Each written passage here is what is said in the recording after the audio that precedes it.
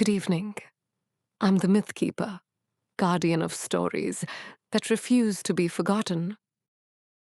Tonight, I share how Anansi the Spider stole all the stories in the world and made them belong to everyone. Long ago, in the time before time had a name, all the stories in the world belonged to Nyame, the sky god. He kept them locked in a golden box in his palace above the clouds, where no mortal could reach them.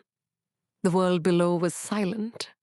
No tales to tell by the fire at night, no legends to pass down from grandmother to grandchild. No stories to make sense of joy or sorrow or the strange ways of the world. And Nyame liked it that way.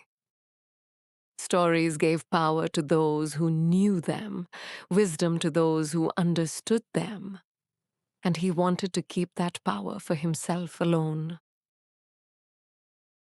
The people below lived their lives without stories. They worked, they ate, they slept, but something was missing. They couldn't explain why the rain fell or why the sun crossed the sky. They couldn't teach their children about courage or cleverness, except through bland instruction. They couldn't honor their ancestors or imagine their futures. The world felt flat, empty, missing something essential that they couldn't quite name. Anansi was just a spider, small, easy to overlook, easy to dismiss. In those days, the strong and the large were respected. The lion with his roar, the elephant with his strength, the eagle with his sharp eyes and mighty wings. But Anansi was clever, more clever than anyone gave him credit for. And he understood something the large and strong did not. That cleverness could defeat strength, that wit could overcome power, that being small meant people underestimated you, which was an advantage of its own. Anansi wanted those stories, not for himself alone. He could have hoarded them, as Nyame did, could have used them for his own power and glory. But Anansi understood that stories were meant to be shared, to spread, to live in many mouths and many hearts. Stories trapped in a golden box might as well not exist at all. So Anansi climbed up his web, strand by strand, from the earth to the sky. It took him many days, for the distance was vast, and a spider's legs are small, but he climbed steadily, patiently, and eventually reached Nyame's palace in the clouds. "I wish to buy the stories," Anansi said, standing before the sky god's throne. Nyame looked down at this tiny creature and laughed, a sound like thunder rolling across the sky. "Many have tried to buy them," he said. "Rich men with gold, powerful chiefs with armies, great warriors with strength and courage, all have failed. What makes you think a spider can afford what they could not?" "Name your price," Anansi said quietly. "Whatever it is, I will pay it." Nyame thought for a long moment. He could simply refuse, of course. But there were laws even gods must follow. And one of those laws was that a fair trade offered must be fairly answered. So he named a price he was certain was impossible. A price that would send this presumptuous spider back down to earth in shame.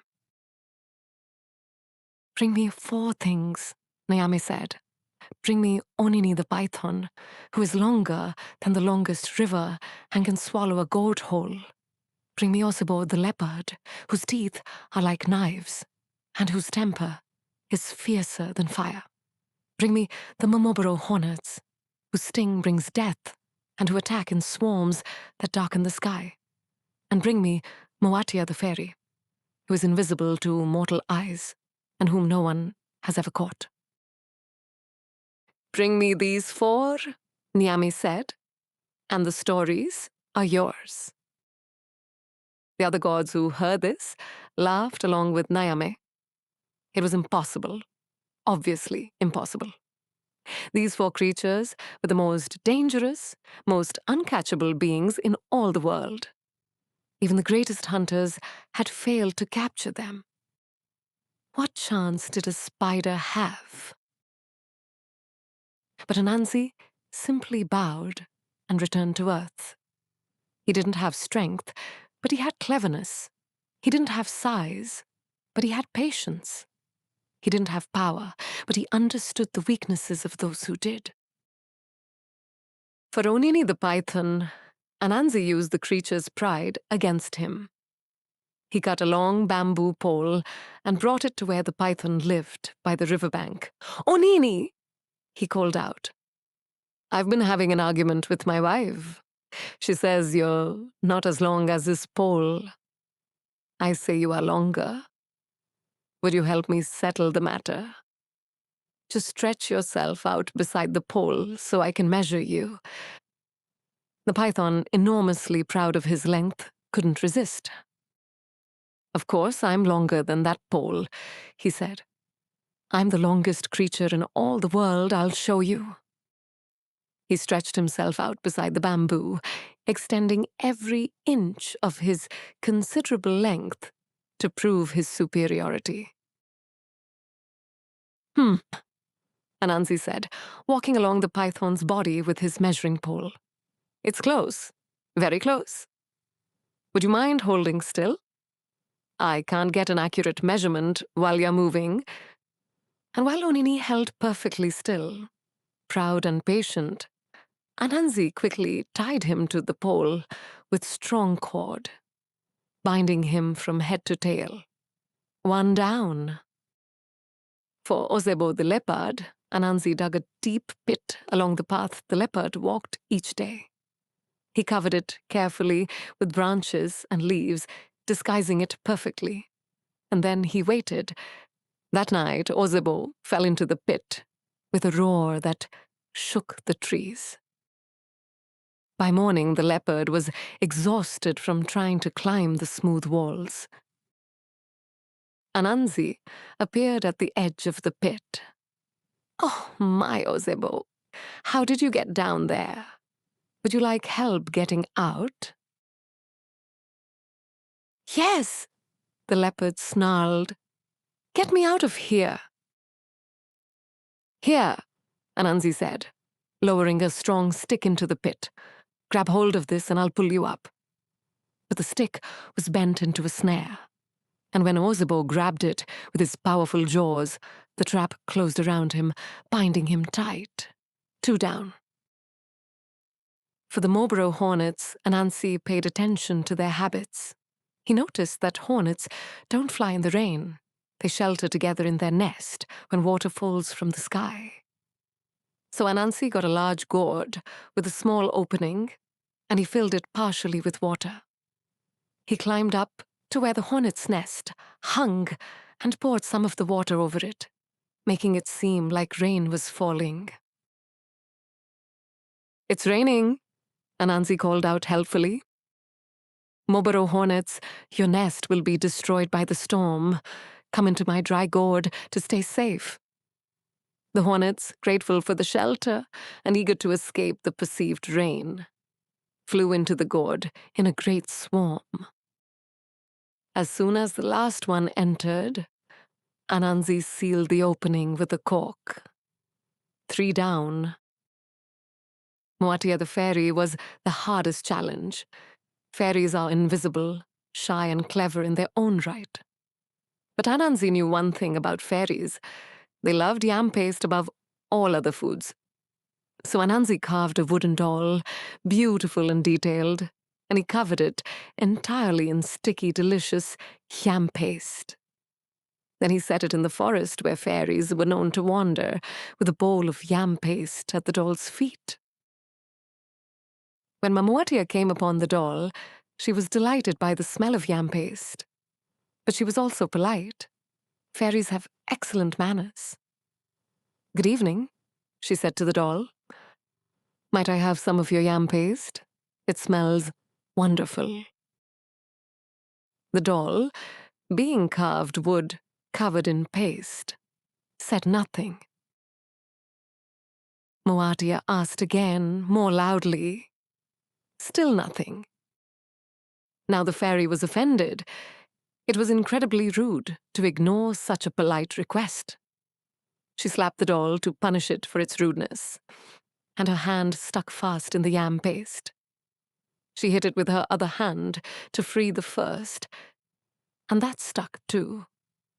She kicked it with one foot, then the other, and soon she was completely stuck to the doll, unable to escape for down. Anansi brought all 4 impossible things to Niame. He brought Onini, the python tied to a pole, Osebo, the leopard, bound in a snare, the Mobaro hornets sealed in a gourd, and Moatia, the fairy stuck to a doll covered in yam paste. He laid them before the sky god's throne. Tiame was astonished. Even the other gods stopped laughing and stared in disbelief. This tiny spider had done what great warriors with spears could not do, what rich men with traps could not do, what clever hunters with all their knowledge could not do. He had captured the uncatchable through nothing but wit and patience. You have done what I had thought impossible, Niame admitted. The stories are yours. You have paid the price. Niame brought out the golden box and handed it to Anansi. But Anansi didn't carry it carefully back to Earth to hide in his own web. He didn't keep them for himself to become powerful and feared. Instead, right there in front of Niame and all the gods, Anansi opened the box. The stories flew out like butterflies, like birds, like leaves in the wind. They scattered across the sky and floated down to Earth, landing in every village, every home, every heart. They settled into the minds of grandmothers and children, of hunters and farmers, of chiefs and common people. Everyone received stories. Everyone could now tell them, shape them, pass them on. From that day forward, in West African tradition, stories are called spider stories, Anansism in the Akan language. Not because Anansi invented them, but because he liberated them, because he stole them from a god who hoarded them and gave them to everyone. Because the smallest, weakest creature used cleverness to defeat strength, used wit to overcome power, and transformed stories from something kept in a locked box into something that belongs to all of us. And that's why Anansi appears in so many stories himself, as the clever trickster, the one who overcomes obstacles through wit rather than might. He's celebrated not for being strong or beautiful or powerful, but for being clever, for understanding that the underestimated often have advantages the powerful never see.